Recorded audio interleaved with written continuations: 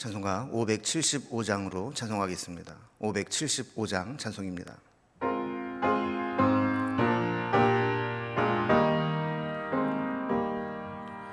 주님께 귀한 것 드려 젊을 때 힘다하라.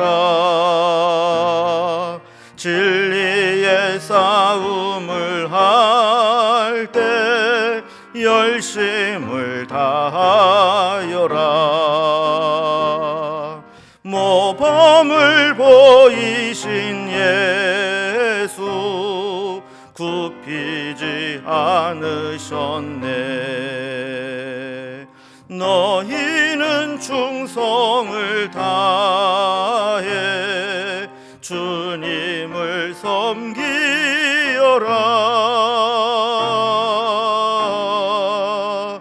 주님께 귀한 것 드려 젊을 때 힘다하라. 구원의 갑주를 입고 끝까지 싸워라. 주님께 귀한 것 드려 내 몸과 내 마음도 주 위에 모든 것 바쳐 힘다해 섬기어라.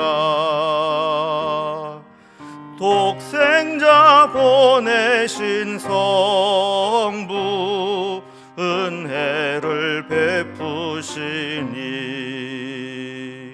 너희는 정성을 다해 주님을 섬기어라.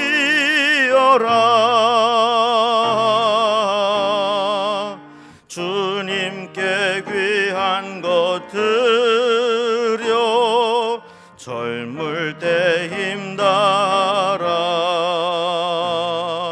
구원의 갑주를 입고 끝까지 싸워라. 우리의 귀한 것 모두 주님께 바치어도 그 귀한 생명을 주신 주은혜 못 갚겠네. 하늘의 영광을 버려 우리를 구했으니 너희는 마음을 다해 주님을 섬기어라.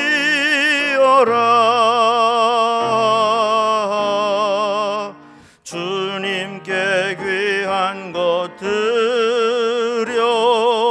젊을 때 힘다하라. 구원의 갑주를 입고 끝까지 싸워라. 아멘. 오늘 함께 나눌 하나님 말씀은 구약성경 레위기 27장 16절에서 마지막 절 34절까지 말씀입니다. 레위기 27장 16절에서 34절까지 말씀, 구약성경 191면에 있습니다. 말씀을 제가 봉독하겠습니다. 만일 어떤 사람이 자기 기업된 밭 얼마를 성별하여 여호와께 드리려 하면 마지기 수대로 네가 값을 정하되 보리 한 호멜지기에는 은 50세겔로 계산할지며 만일 그가 그 밭을 희년부터 성별하여 드렸으면 그 값을 내가 정한 대로 할 것이요 만일 그 밭을 희년 후에 성별하여 드렸으면 제사장이 다음 희년까지 남은 연수를 따라 그 값을 계산하고 정한 값에서 그 값에 상당하게 감할 것이며 만일 밭을 성별하여 드린 자가 그것을 물으려면 네가 값을 정한 돈에 그 5분의 1을 더할지니 그리하면 그것이 자기 소유가 될 것이요 만일 그가 그 밭을 무르지 아니하려거나 타인에게 팔았으면 다시는 무르지 못하고 희년이 되어서 그 밭이 돌아오게 될 때에는 여호와께 바친 성물이 되어 영영이 드린 땅과 같이 제사장의 기업이 될 것이며, 만일 사람에게 샀고 자기 기업이 아닌 밭을 여호와께 성별하여 드렸으면 너는 값을 정하고 제사장은 그를 위하여 희년까지 계산하고 그는 네가 값을 정한 돈을 그날에 여호와께 드려 성물로 삼을지며, 그가 판 값은 희년에 그 판 사람 곧 그 땅의 원주인에게로 돌아갈지니라. 또 네가 정한 모든 값은 성소의 세겔로 하되 20게라를 한 세겔로 할지니라. 오직 가축 중에 처음 난 것은 여호와께 드릴 첫 것이라. 소나 양은 여호와의 것이니 누구든지 그것으로는 성별하여 드리지 못할 것이며, 만일 부정한 짐승이면 네가 정한 값에 그 5분의 1을 더하여 물을 것이요, 만일 무르지 아니하려면 네가 정한 값대로 팔지니라. 어떤 사람이 자기 소유 중에서 오직 여호와께 온전히 바친 모든 것은 사람이든지 가축이든지 기업에 바치든지 팔지도 못하고 무르지도 못하나니, 바친 것은 다 여호와께 지극히 거룩함이며 온전히 바쳐진 그 사람은 다시 무르지 못하나니 반드시 죽일지니라. 그리고 그 땅의 10분의 1 곧 그 땅의 곡식이나 나무 열매는 그 10분의 1은 여호와의 것이니 여호와의 성물이라. 또 만일 어떤 사람이 그의 11조를 물으려면 그것에 5분의 1을 더할 것이요, 모든 소나 양의 11조는 목자의 지팡이 아래로 통과하는 것에 10번째 것마다 여호와의 성물이 되리라. 그 우열을 가리거나 바꾸거나 하지 말라. 바꾸면 둘 다 거룩하리니 무르지 못하리라. 이것은 여호와께서 시내산에서 이스라엘 자손을 위하여 모세에게 명령하신 계명이니라. 아멘. 오늘은 우리가 레위기의 마지막 본문을 살펴보게 됩니다. 레위기의 주제는 거룩이고 거룩의 의미는 구별됨이라고 했습니다.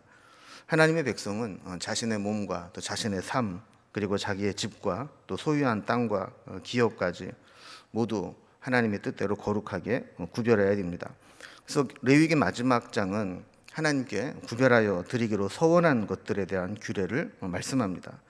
어제 우리가 레위기의 27장 마지막 부분을 시작을 했는데, 전체적으로 한번 살펴보면 레위기를 시작할 때 우리가 5대 제사로 시작을 했습니다. 그리고 마칠 때에는 여러 가지 봉헌과 헌신에 대한 말씀으로 마무리를 하죠. 그래서 27장 앞부분은 주님께 사람을 들여서 헌신하고자 할 때, 또 짐승을 하나님께 구별하여 봉헌하고자 할 때, 그리고 집을 구별하여 하나님께 드리고자 할 때 어떻게 해야 되는지, 그리고 드렸다가 그것을 다시 물으려면 또 어떻게 해야 되는지를 살펴보았습니다. 이제 오늘 본문은 그 나머지 부분, 즉 유산으로 받은 밭이 있는데 그 중에 일부분을 하나님께 드리려고 할 때, 또 남의 기업의 땅을 내가 산 것 중에서 하나님께 그것을 바치려고 할 때 어떻게 해야 되는지, 그리고 또 초태생이나 또 남의 온전히 또 하나님께 바쳐진 것들, 또 11조와 같이 하나님께 원래 구별된 것들, 이것들을 바치는 데에는 어떤 규정을 따라야 하는지, 이런 것들을 말씀하고 있습니다. 오늘 본문을 우리가 단락별로 좀 구분을 해보면, 먼저 16절에서 25절까지는 자기가 유산으로 받든 바치든 아니면 남에게서 산 밭이든 그 중에 일부분을 하나님께 드리려면 어떻게 해야 되는지, 그리고 그것을 물으려면 어떻게 해야 되는지, 이런 규정이 나와 있습니다. 두 번째로 26절에서 33절까지는 원래 하나님께 구별된 것들이 있죠. 초태생은 무조건 하나님께 드려야 되고, 또 온전한 봉헌물로 하나님께 바친 것들, 11조, 이런 것들은 원래 하나님의 것이었기 때문에 우리가 뭐 따로 구별하여 드리거나 또 물을 수 있는 것이 아니고 당연히 하나님께 드려야 된다라는 내용을 담고 있습니다. 그리고 이제 레위기 전체의 말씀을 마무리하는 맺는 말로 구성이 되어 있습니다. 단락별로 살펴봅니다. 먼저 첫 번째 단락은 자기의 밭이든 또 남에게서 산 밭이든 그 중에 일부를 하나님께 드리려고 할 때, 또 그것을 물으려고 할 때 어떻게 해야 되는지, 이런 내용을 담고 있습니다. 원래 이 이스라엘 백성들에게는 토지 매매가 금지되어 있습니다. 또 임시로 이렇게 팔았다 할지라도 원래 소유권이 넘어가는 것이 아니라 사용권만 넘어가는 것이기 때문에 희년이 되면 원래 주인에게로 돌려주어야 했습니다. 자, 그런데 그 밭을 이렇게 가지고 있다가 유산으로 받거나 또 밭이 생기게 됐을 때 하나님께 만약에 이 밭의 일부분을 이렇게 드리고 싶다 그러면 이 밭을 떼서 하나님께 드릴 수는 없으니까 그 밭의 그 값을 계산해서 돈으로 하나님께 드릴 수 있게 했습니다.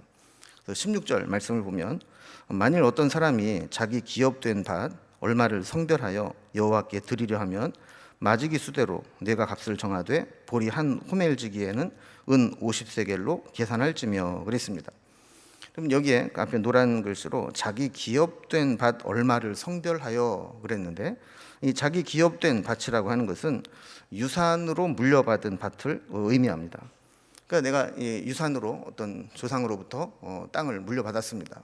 근데 감사해서 그 중에 일부분을 하나님께 구별하여 바치는 마음이 있다면 땅을 드릴 수는 없으니까 그 땅에서 농사를 짓게 되면 소득이 생길 텐데 그것을 계산해서 하나님 앞에 예물로 드리라는 겁니다. 그래서 보리 한 호멜지기에 은 50세겔로 계산해서 바치라 그랬습니다. 이렇게 바치는데 또 중요한 계산법에 포함되는 것이 희년입니다. 17절에 보면 만약에 그 바치려고 한 그 밭이 희년부터 시작되었다면 온전히 한 호멜지기에 50세겔로 계산해서 바치라는 겁니다. 자, 그런데 18절 말씀에 보면 희년이 지난 후에 드렸으면 희년이 가까워 올수록 그 남은 횟수가 줄어들게 됩니다.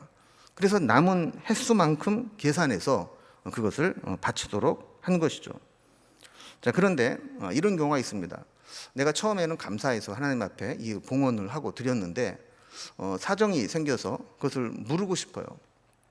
그럴 때는 19절에 있는 말씀처럼 정한 남아있는 연수에 해당되는 금액의 20% 그러니까 5분의 1을 더해서 물을 수 있도록 했습니다. 근데 20절에 보면 만일 이 바쳤던 밭에서 물러서 다시 사들이지 않고 그것을 다른 사람에게 팔면 그 다음부터는 돈으로 물을 수 없도록 그렇게 규정을 하고 있습니다. 21절에 보면 희년이 될 때까지는 구입자의 소유로 있다가 희년이 되면 원래 주인에게로 돌아오게 되는데 이미 하나님께 바친 것이면 그것은 제사장의 기업이 되도록 그렇게 규정을 했습니다.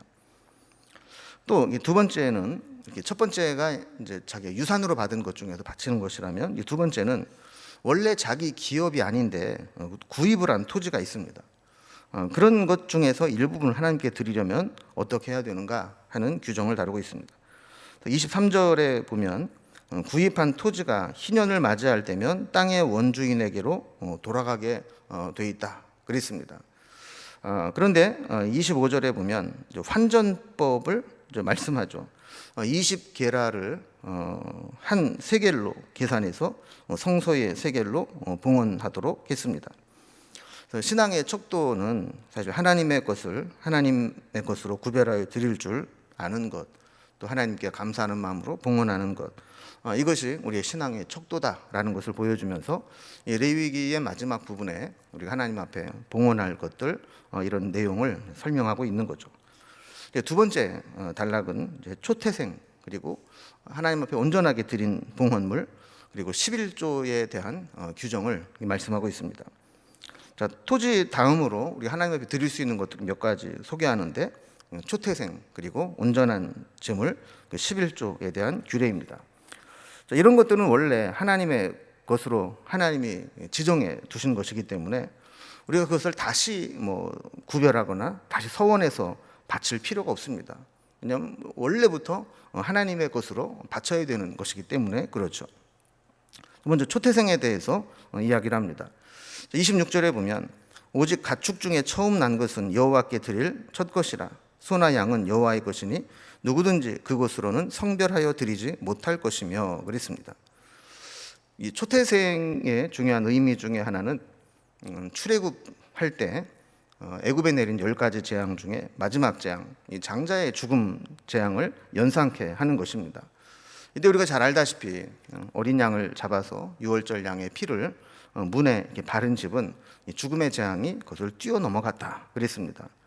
자, 그러면서 이후로부터 하나님은 처음 난 것은 하나님의 것이라고 지정을 해 놓으셨기 때문에 우리가 그것으로 뭐 성별해서 드린다, 뭐 이렇게 할 것이 없다라는 거죠. 그건 당연히 그건 하나님의 것으로 하나님이 여기셨다라는 거예요. 자, 그런데 27절에 보면 만약 하나님께 드릴 수 없는 부정한 짐승을 만약에 하나님 앞에 바치고자 했다가 물으려면 원래 가격의 5분의 1을 더해서 물을 수 있도록 했습니다. 자, 그리고 28절과 29절은 우리가 헤렘법이라고 불리는 내용인데, 이 헤렘이라고 하는 것은 하나님께 온전히 바친 것이라는 뜻입니다. 이건 사람의 원하는 대로, 사람의 목적대로 쓸 수 없습니다. 팔거나 양도할 수도 없고 온전히 하나님께 드리고 그 표시로 그걸 죽이도록 하는 그런 법이죠. 28절과 29절을 보면 어떤 사람이 자기 소유 중에서 오직 여호와께 온전히 바친 모든 것은 사람이든지 가축이든지 기업에 바치든지 팔지도 못하고 무르지도 못하나니 바친 것은 다 여호와께 지극히 거룩함이며 온전히 바쳐진 그 사람은 다시 무르지 못하나니 반드시 죽일지니라 그랬습니다. 사울 왕도 사실 여기에 이제 실패를 했었죠. 하나님께서 전쟁에 승리를 주시면서 이 전리품은 다 하나님께로 돌려라. 너희가 사용할 수 없고 다 죽이고 없애라. 이런 것이 이제 헤렘법입니다. 자, 이런 것 역시 우리가 따로 구별해서 하나님께 드리거나 이럴 수 없고 그냥 그 자체가 다 하나님의 것이고 하나님께 온전히 바쳐진 것을 우리가 지켜야 한다라는 겁니다. 세 번째 이제 11조에 대한 이야기를 합니다. 그 11조 역시 하나님의 것으로 하나님이 미리 지정해 놓으신 것이기 때문에 11조를 드리면서 뭐 생색을 내거나 11조를 드리면서 이것이 우리 헌신입니다, 뭐 일부러 구별해서 이렇게 드리거나 이렇게 할 필요가 없다라는 거예요. 30절에 보면 그 땅의 10분의 1 곡식이나 나무 열매 수확에서도 10분의 1은 여호와의 것이고 여호와의 성물이라 이렇게 규정을 하고 있죠. 자, 만약에 11조로 드려야 할 것을 물으려고 한다면 다른 것으로 대치할 수 있도록 했는데 31절에 있는 말씀과 같이 그 20% 5분의 1을 더해서 물으도록 했습니다. 32절에 보면 곡식만이 아니라 가축들 소나 양도 11조로 드리도록 했습니다. 그런데 이 소나 양 중에 10마리 중에 한 마리는 11조로 드려야 되지 않겠습니까? 이 방법을 재밌게 설명을 했습니다. 이 지팡이 밑으로 그 자기 가축들을 이렇게 지나가게 하면서 하나, 둘, 셋, 넷 세다가 10번째 것이 되면 그것을 하나님께 성물로 바쳐라 그랬습니다.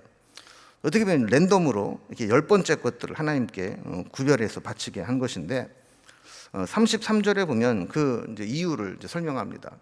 그것은 순서를 바꾸지 못하게 했고 일단 그 선택을 하고 나면 사람이 임의로 바꾸지 못하게 했습니다. 그래서 가축 중에도 보면 어떤 것은 좀 틈실하고 좋은 게 있고 어떤 것은 좀 비실비실한 것이 있는데 그 우열을 가리거나 또 좋고 나쁨을 따져서 이렇게 행여라도 나쁜 것을 하나님께 드리려고 하는 이렇게 순서를 바꾸지 못하도록 불가능하게 만들었다라는 거예요. 사람이 고르거나 또 꺼리는 것들을 바치거나 하는 것이 아니라 무조건 지나가는 순서대로 매번 10번째 것을 하나님께 봉헌하도록 그렇게 규정을 하고 있습니다. 그리고 어떤 것은 하나님 앞에 감사의 표시로 이렇게 헌신하고 봉헌하고 드려야 되지만 또 어떤 것들은 하나님이 원래 하나님의 것으로 지정해 놓으신 것이 있다면 그것은 반드시 의무적으로 하나님께 드리는 삶을 살아야 된다라는 겁니다. 마지막 34절에 보면 이 소 단원의 마무리이기도 하면서 레위기 전체의 마무리의 말씀입니다. 그래서 이것은 여호와께서 시내산에서 이스라엘 자손을 위하여 모세에게 명령하신 계명이니라. 며칠 전에도 살펴본 내용이죠. 레위기의 말씀은 이스라엘 백성들이 출애굽해서 나온 지 3개월 만에 시내 광야에 머무르게 되는데 이때 1년 동안 머무르게 되면서 그때 이제 출애굽기의 내용도 하나님으로부터 받게 되고 그리고 레위기의 말씀도 받게 된 것이죠. 하나님께서 모세를 통해 주신 시내산에 주신 계명이다. 이렇게 지금까지의 레위기의 말씀에 신적 권위를 부여하는 말씀으로 마무리를 하고 있습니다. 이렇게 레위기를 마무리하면서 광야 여정과 가나안 입성을 앞둔 이스라엘 백성들에게 하나님께서는 그들이 거룩한 삶을 살기를 원하셨고 또 삶의 현장에서 하나님께 구별하여 바치는 것 서원해서 드리는 것이 얼마나 중요한 것인가를 우리 교훈해 주고 있습니다. 이렇게 우리가 하나님의 것을 하나님의 것으로 구별하지 못하고 하나님 앞에 성별하지 못한 삶을 산다라고 하는 것은 하나님이 주신 땅에 들어가서 살 때에도 우리 하나님을 잘 섬기는 신앙을 유지하지 못하기 때문에 하나님의 것은 하나님의 것으로 구별하는 것, 성별하는 것, 이런 것들이 필요하다라는 것이죠. 자, 레위기의 전체적인 대주제가 거룩이라고 그랬고, 거룩은 성별, 구별됨이라는 것을 다시 한번 생각을 하면서 우리 하나님이 기뻐하시는 거룩한 삶, 또 우리 자신을 기쁨으로 하나님 앞에 드리는 삶, 이런 것들이 습관화되고 우리 일상에서 주님께 드려지는 삶이 될 수 있기를 주님의 이름으로 기원합니다. 기도하겠습니다. 하나님 아버지, 오늘 레위기의 말씀을 지금까지 살펴보면서 우리에게 하나님이 원하시는 것이 무엇인가를 다시 한번 고민하고 생각해 볼 수 있도록 인도해 주시니 감사합니다. 하나님은 레위기를 통해서 우리에게 거룩한 삶을 원하셨고, 거룩함이란 세상에서 구별되고 하나님께 거룩하게 바쳐진 삶이라는 것을 깨닫게 됩니다. 머리로만 하는 것이 아니라 우리의 삶의 현장에서 하나님을 위해 기쁘게 헌신하며 우리의 삶을 구별하여 바치는 헌신의 삶이 될 수 있도록 인도하여 주옵소서. 우리는 하나님의 백성이고 하나님의 뜻대로 살아가며 비록 이 세상에 살아가지만 세상에 물들지 아니하고 하나님 백성답게 살아가는 우리의 삶이 되게 하여 주옵소서. 오늘 하루도 주님의 뜻대로 살아가기를 소망하며 예수님의 이름으로 기도드리옵나이다. 아멘. 각자의 기도의 제목들로 자유롭게 기도하시겠습니다.